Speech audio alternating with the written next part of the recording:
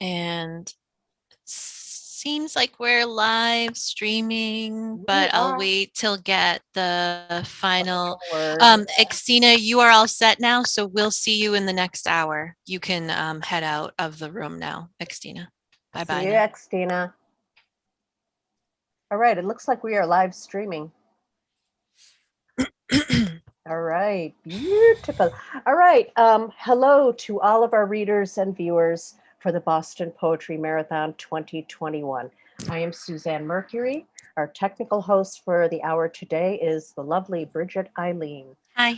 Thank you, Bridget. And our organizers for this year's Boston Poetry Marathon online for 2021 are myself, Christina Liu, Xtina Strong, and Bridget Eileen. I want to thank our organizers. It's been a blast working with all of you. I also want to thank our volunteers for the weekend, Gilmore Tamney, Daniel Pritchett, Tom Daly, Joe Elliott, Douglas Rothschild, Brendan Lorber, and Chad Parentow, who has been acting as a special assistant to Carol Weston. Thank you, everyone. This has just been fabulous. We are streaming live to our Facebook page at the Boston Poetry Marathon, our Twitter account via Periscope at Boss Poetry Mara, and live on our YouTube channel. For links to these broadcasts, please go to bostonpoetrymarathon.wordpress.com/watch, and that'll give you all the details on how to connect and watch. I'm now going to move my cat. This year's Boston Poetry Marathon is a fundraiser for local organizations that work for racial justice in support of the Black Lives Matter and Stop Asian Hate movements. Donations will go to Sister Fire Rhode Island, the Urban League of Eastern Massachusetts, and the Boston Chinatown Neighborhood Center. I want to take a moment to thank everyone who has made donations. We are very, very close to making our goal, and this is going to be wonderful for these organizations. And we're just really, really proud of this and really excited. So thank you. Thank you. We love you. Admission to the Boston Poetry Marathon is free, but a $10 or more donation to our fundraiser is recommended and appreciated. So please go to bostonpoetrymarathon.wordpress.com/donate for more information about all of this. You can also go to the pinned post or the bios in our social media for all of these links as well. Let's see. I'm going to introduce the readers of the hour now. They'll give a quick hello so that we can, once again, double check their audio connection. All right. Rachel Riverwood, just say hi when I call your name. Hello. Maureen Thorson. Hello. Cindy Veach. Hello. We're still waiting for Branston Clark, right? Okay. Mary Bonina. Mary?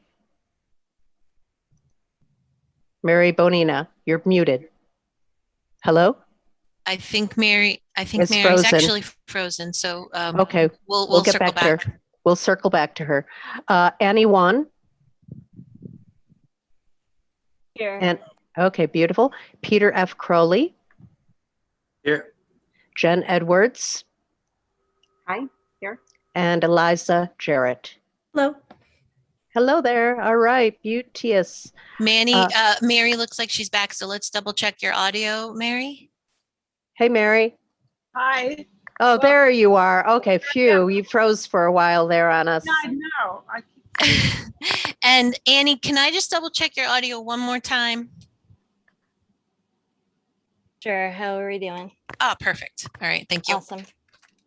All right, perfect. So we're about to officially start the reading. So if everyone except the first reader, Rachel, should now mute themselves. And the tech host will mute people who haven't. And tech host, please switch to speaker view and let us know that that's all set. It's all set. All right. Our first reader of the hour is Rachel Riverwood. Let's hear it for Rachel, everyone. Yay. Thank you. Okay. I'm just reading one poem today. It's called Neptune and Mercury. Not entitled for first time, likely not first. Wanting attention and to hide, come find me. Want a redo of early and longing and weird. Awake now, nominally awake. Bourbon soothes and hot sauce burns, it circles round and up. Seeing is not being, and being is not doing, and doing is not feeling, and you, my dear, are far, far, far from me. Cut me in half and half again, easier to swallow? Damaged parts are sent to rest while I'm pounded pliable and soft. Reading this today, tomorrow, no way to tell which way is errant or insecure. What you gonna do? Asking for reassurance, a lion's tail flocked by flies, which way does the wind lie? Can I be self and you and being, seeing, doing, if only, if only? You're suddenly free, I'm almost me, now we can find a time, or can we? Am I invisible? Are you aware? Am I elusive? Are you still there? Getting what I want, a danger to your doing, or is it? Getting what I want, a danger to the pace you set that sets me free, a me that rarely exits. Getting what I want, give me what I want, but what is that? What is that? Where is that? Hidden so deep, no way to find, I can't decipher signs and symbols, minced and sputtering. Want to be a truffle to your snout, a delicacy, a precious commodity, but me and real and seen and fuck it all, I barely can hold shape. You barely can save face, except you can, and that's just me, holding water in palms, impossible. I want to tell you so bad, but thoughts can't shape when I show up in vapor. I surface swim, investigate, then it's too much, too much, too much, overflow, don't you know, no way to go or stay, just all the all or none the none, a redo, and undone. I fall apart in your hand, a moth's worst day, and you say, it's okay, everything will be okay. Wake up under flooding light to feel the love rush fill my throat to choking. Last night returns where, twitching to swim, lust took love to deeper places, held her under almost for too long. Is it too much? No, not enough. Go deeper, deeper. Hold me down, a warning rush. Don't come too close. You came too close. Almost, almost, almost. My ponder yours, one and the same as eagles still fly. And why is crackers in your bed a nuisance? So small I hide in rock shadow, surface only for flickering light. A boulder, you rest at last. I twitch and tickle, ready to race towards turn and face. Now, now, now. Instead, I mold myself against your back, feet soft, relaxed. Yet still too many, too much, too much, too much. That's me, not you, or is it? You wake a bear, I meet you there, but water rushing past, you dip your paw in, take it out. I rage and rip, but underneath the surface calm, a mirror. Hold it in, girl, suck it in. Now that's a good girl. But belly soft perhaps could summon gentle pets and kindness, sympathy. I don't want, or do I? Too close, you circle again. I can't lash out with legs, arms bent, present to you a kinship. You take direction, shy reflection, bombast past my feathers, ruffles, circle back, then rise again. I hold on, spy rocky shores and boats shredded, torn against the tide where I can't hide, but you rage on like sunlight. I take you in, more, no block could stop the burning. Pebbled beaches, drink in hand, a tropical jaunt cut short by inner storming. Fetch me from my eddy, stop the swirlingness of lost and found and lost again, come find me. Prop me up so pretty, yes, but gills need water, I can't escape, there is no rest, the loss is frost upon the window melting from your sun gaze. Clouds loom as they do, a call, a ding, the next thing taking you for me, not me, an analog of what I hope to be, but rooted, sure, and reaching for the place of my undoing. To start again, again, again. But last night, tail flicking, scales wanting, hope, against your softest pelt, your sleeping form, I whispered, I love you, don't leave me. Thank you. Thank you. That's beautiful. That's beautiful. Thank you so much, Rachel Riverwood. Our next reader up is Maureen Thorson. Let's hear it for Maureen. Yay. Yay me.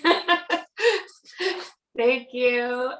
Thank you to Suzanne, Bridget, Christina, and Xtina for inviting me, and for everyone involved in the Boston Poetry Marathon for putting this together. I know it's a huge amount of work, and it's wonderful to join you all, if only virtually, this year. So I'll get right into it. This first poem is called Early Morning June. Fledgling starling's ugly vocals wind right up my spine. I shouldn't say it, but wouldn't mind if the new to the neighborhood bobtail cat with eyes like a lynx whittled down their number. He's good for it. The other day, I saw him prance out from behind the shed like a royal prince, something limp in his mouth.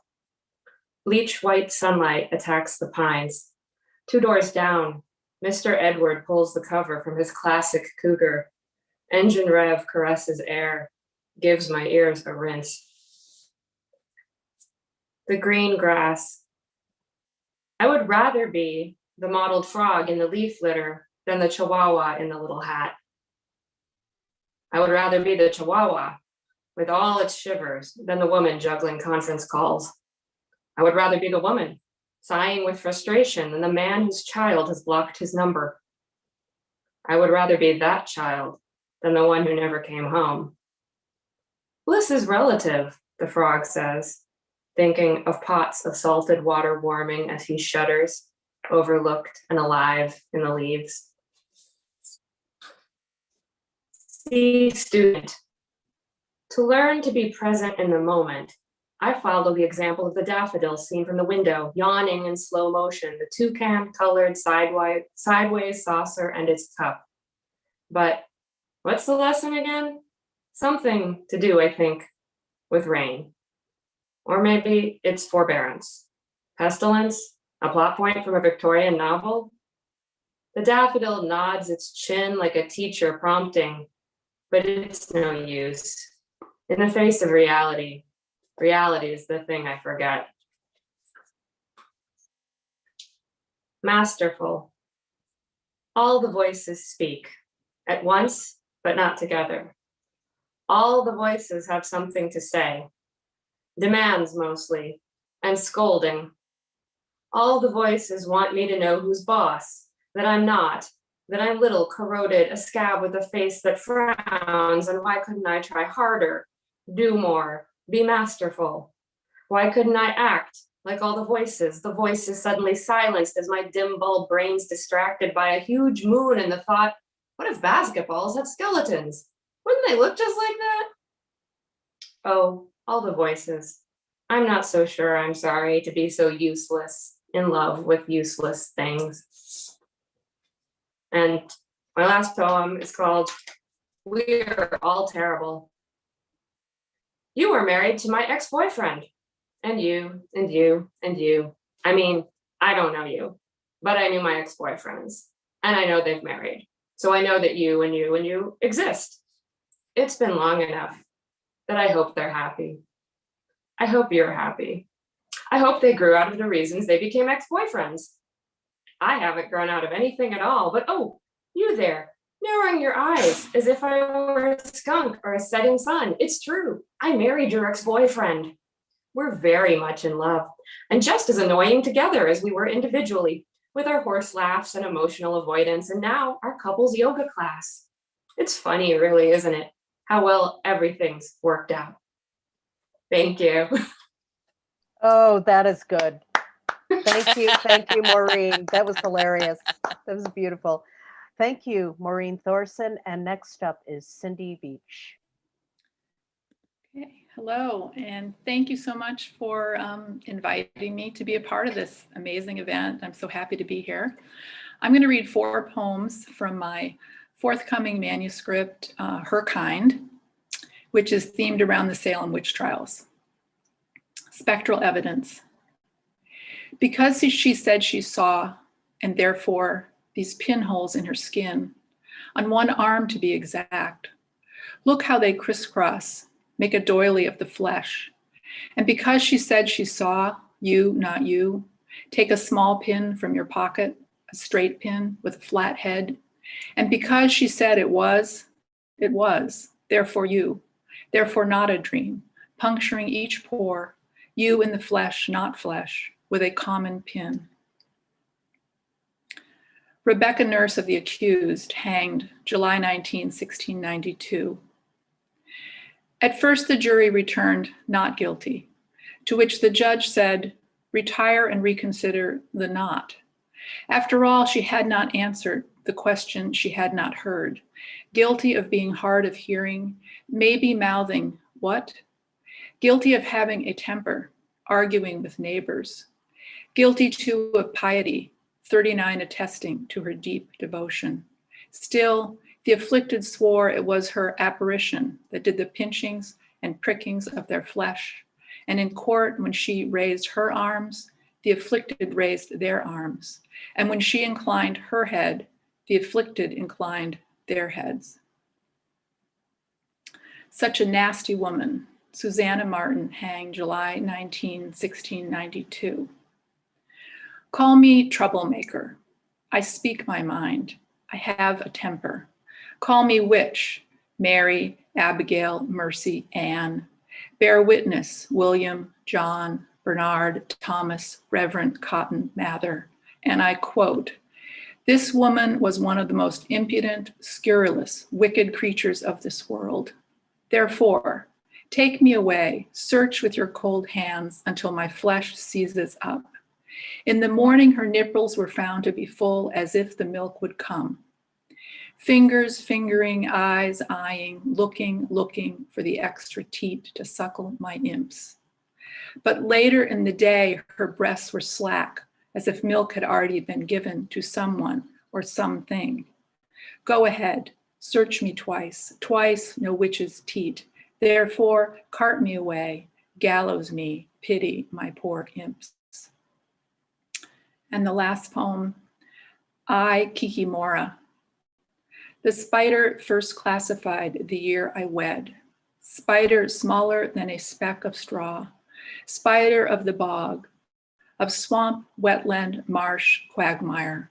A mere wisp of khaki chaff, of hair, a sphinx moth, night butterfly, invisible wraith who slips through the keyhole after dark, both beautiful and ugly, whiny, glass half-empty noisemaker, dish breaker, home wrecker, wet footprints across his heart. Thank you. That's beautiful. Cindy Beach, thank you. Next up is Mary Bonina. Let's hear it for Mary.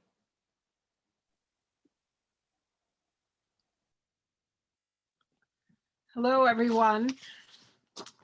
I'm reading 3 poems. Most of us know someone who suffers from mental illness, someone close to them. And these poems were inspired by someone I care deeply about. This first one is The Call. 1. One ran out, away from something, or maybe she thought toward another. Her mind on the run, a slippery thing to snare. The other's was an errand of mercy, fool's errand, to track that trembly mind's orbit in the woodland vines surrounding her cluttered house or down the unlit road to town. What unbalanced notion made the roses dim or brilliant for her? Gone off again, like our grandfather, collapsing in the street, flying out of the house when his heart gave out. She fled the warm kitchen, wool coat left hanging on a hook by the back door, temp near zero and a northeast wind, fuel of adrenaline keeping her warm. 2, not bulletin, not radar. Choose a ringtone, not alarming. So when the distress call comes, be twinkle, be uplift, be by the seaside, or be one clear note instead. Then, no matter, the wine uncorked, the oven lit, go. 3. Go Corolla, be with stars, the moon, red taillights, high beams not dimmed, neon marquees. Go miles along the same route, traveled since childhood, scooting around Christmas, traffic jams at Shoppers World. Embrace the darkness, follow the place mother would say she hated, this part of the road, it is so dark. Lake Cochituate, linked in memory with beer, the brewery on the shore, a boy in summer, jumping from the railroad bridge, drowning. Go, and at the lake turn off. Turn the darkness up. See how dark things can get. 4. She could have been a suspect, calling the police herself to report a dead body outside, somewhere on the lawn, the sidewalk, in the gutter. Telling it, her husband laughed. Don't, I said. It's not funny. It could have been hers. We talked of a search, but then she blew in. This one is called Contraband. It's a two-part poem. I'm reading the first part. Sky Bar is not a place to drink whiskey or fresh squeezed juice, is not a boundary to limit dreams, a gate on cloud 9, is not a hurdle in the heavens you must leap and clear. It is to bring calm, not pressure, not meant to challenge, a gift to be delivered, not confiscated.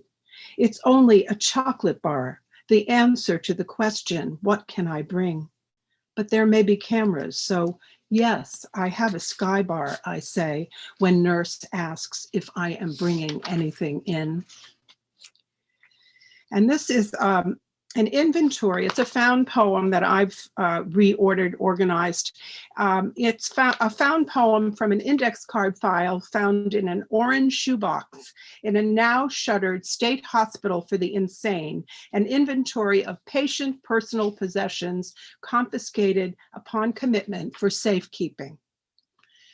40-year lodge pin, class ring, 1 wedding band, 5 earrings, gold-colored initial ring, 2 tie clasps, bank book, 1 old piece of currency, 4 cents in coins, coin purse, pouch, 2 billfolds, 7 3-cent stamps, Louisiana chauffeur's license, liquor permit, 2 selective service cards, 2 keys, 1 key and key case, 1 mechanical pencil, 1 pocket knife, 1 ballpoint pen, Hamilton pocket watch, Timex wristwatch, Waltham wristwatch, Ingersoll wristwatch, sunglasses, comb, rosary beads.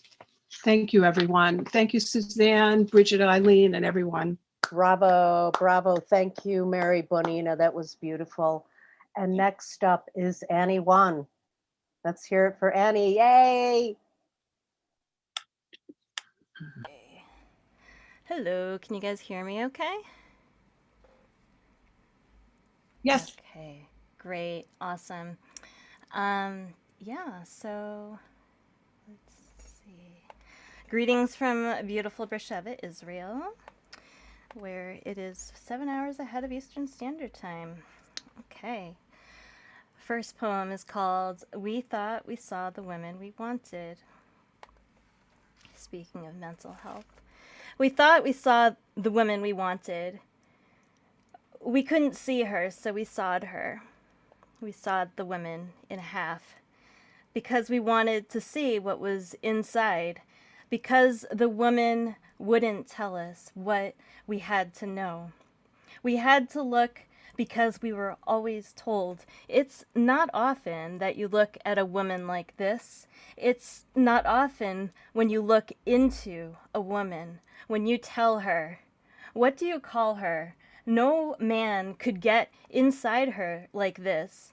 You will be greater than the sum of your parts. You will be greater than the sum of your .33 millimeter sections. As you dip her in formaldehyde, forceps her eyeballs into a jar, dipping the sections one side and the other. No woman has ever done what you will do, you tell her, laying a hand on her as you comfort her.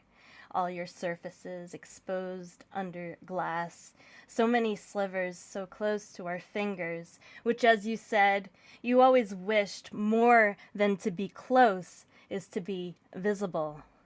The one woman visible to the world.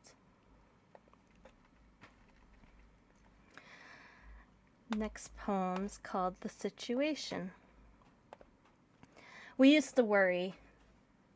Everyone we knew said all the things, so many words to fill the space, all the things always said about the man some people called the situation. We used to worry about that man. We pinned him by our mirrors, we talked about him with our words, we traded him like currency. We complained about his handling of the weather. Through our mouths we dragged him like cigarettes, day in and day out. Burning ash on pavement, discard sun, and set, eaten, chewed, left by the sidewalk. We never thought it would spread. Some story we told could tell itself, but somehow our words, our shared breath birthed the feeling that we are all the situation. And there is no moving. All of us situated in our seats. Years passed. The seats don't move and we don't move. The situation is an obvious kind. Grains of sand through the upside down. Circadian rhythms synced to our screens. All of us collecting molecules through sieves. A scientific kind of daily orientation. Vertical rise, horizontal set. Bodies rise and set. Now that we're both on screen, let's talk about your set. Let's put your screen on pause. Let's green your screen. Let's sleep masked. Let's wake up masked. Let's screen by screen. Let's shoot up vaccines. Let's beat by beat. Let's survive our daily sweat. Let's sideways the upside down. Thank you. Thank you, Annie Wan. That was beautiful. All right. Our next poet is Peter F. Crowley. Let's hear it for Peter, everyone.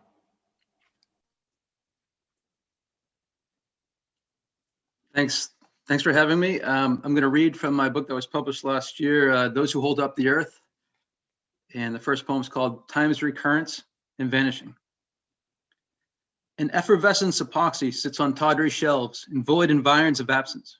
With a click of the hills, fairies emerge from Yeats's brain, dwelling in Northwest Ireland's coastal myths. 'Neath skies that turned from sun-gazing fields of sheep meadow to abrupt maelstrom rains that soon again yield azure. The fairies perform a celly dance around the sleeper's head. The sleeper, head resting on a recurrent pillow, dreams of imbibing liquid coal from a tornado-shaped funnel. Meanwhile, the dead, in their closed-eyed deep soil stare, provide feed for beetles and maggots while their hydroxyapatite dust fuels soil fecundity. The amorphous fairies leap from hillside to hillside, yielding Pharaoh in the dead's moon-shadowed wake. In turn, Pharaoh is raised by keepers of the land, the agriculturalists, who rear them to a ripe age until they are slaughtered and eaten. The night following the feast, farmers sit up all night with family and friends, recounting stories of sea-dipped past, where Coleridge's albatross lingers still, burdened by the weight of time, not released until narrative memory fades unto the darkened, empty evening of the passing waves of generations. And this one is the title poem, Those Who Hold Up the Earth. There are people who hold up the earth, with raised soil-drenched arms held high in herniated discs. They are weary, their gaze diminished by the underground's thick, dark haze.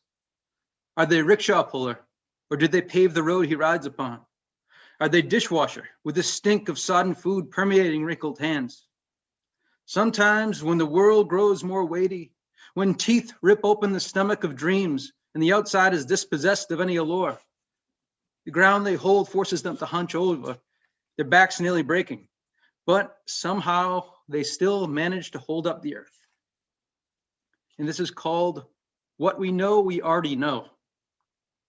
They ate October for lunch, wiped their lips with handkerchief, and drew a map of the world. Ginsberg's Gog and Magog haunted Mirror's forgotten gaze and ate salad as an afterthought. What we know, we already know. What we know, we already know. We already know what we know. It is imperishable, like the taste of guava on a Dhaka morning, with heat on the seat and war on the roads. It doesn't break down from tiny black hole slices in the mirror's gulping Adam's apple, nor from the stinking putrid odor of truth. It will tell us where we are in the GPS, even if we lurk in a city fathoms away. And when Gog and Magog say we'll live forever, not without a hint of irony behind the marauding theater curtain that's drawn during a restless sleep. This one is called Onset of Fall. We'll probably be feeling it shortly. As the breeze pours and purrs by 1890's moving vehicle, as it rises through the hair and body as though being were invisible and appearance a transient moment, the dry, cool air brings together scattered pockets of early, wizened fall leaves, a presage of plant life, seasonal decay. The onset of fall invades the air. But the ocean waves that crash you into the sand, causing bathing suit pockets to fill up with it, in which tiny mole crabs crawl. This ocean, driven by wind in a mild hurricane aftershock. This ocean, it still feels like summer. And I have one more. It's called Sickness. Life measured in breath spaces that light tinsel candles and shut off as midnight's darkness caresses pastoral landscapes before idly tossing them into the sea, is dimly lit when the body fights with white blood cell night, insurrections taking the shape of Viking lances that carve their initials into the gut. As the body wars, eyelids cake up and the brow hangs low over vision, while the eyeball is rained upon with bloodstorm, threatening ocular appendicitis. Where is the self then? When vision is haunted by a looming pendulum and the pit every inch of one's abode? Does it play dead like a Tower of London raven? Or does it sleep under the swaths of thick white bandages, waiting for temporal relief? When the raven flies out from the tower and is showered with raining juniper light, where for a moment it's not weighed down by the prisoner's cinder block cells, nor by the torturer's leering eyes behind dungeon door. Thank you. Thank you, Peter F. Crowley. That was beautiful. And next up is Jen Edwards. Let's hear it for Jen, everyone. Hi, everybody, and thank you for planning this wonderful event and having me participate. I'm really enjoying it. My first poem is Ode to My Jetted Tub. Praise its empty promises I fill with flesh and filth, how it drowns good intentions. Cool welcome, though I haven't visited in months, and bring nothing.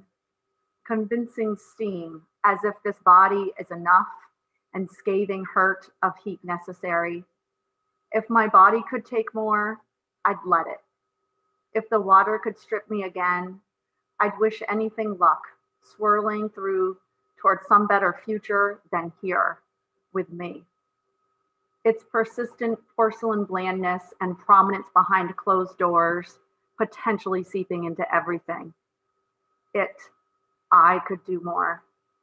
Not exactly fresh or modern, the motor stutters into starting, clings to every gifted odor and imposed mark, knows mere age is a victory, slows the drain of skin's memory with hope's stubborn plug. Praise its cold shoulder, the properly positioned kindness of bubbles. What else allows the full extension of my imperfection? Praise this subtle spring hymn without encouragement or consolation or feigned understanding. The violence below the surface pressurizes into audible language. I listen without understanding, as if lamenting is merely rhythm and bone.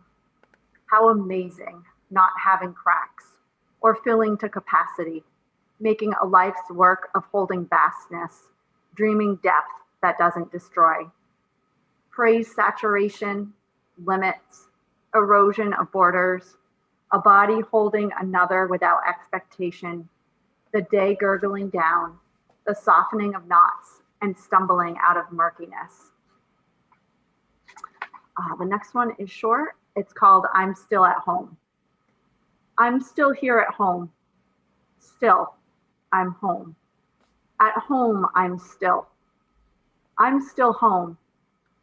Home, I'm still here. Home, I'm still here.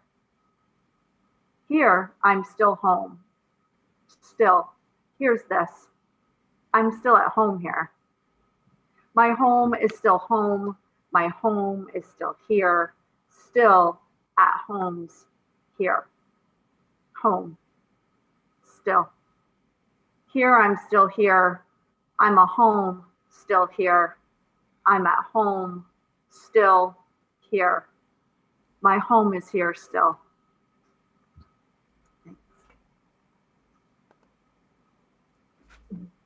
Thanks, everybody.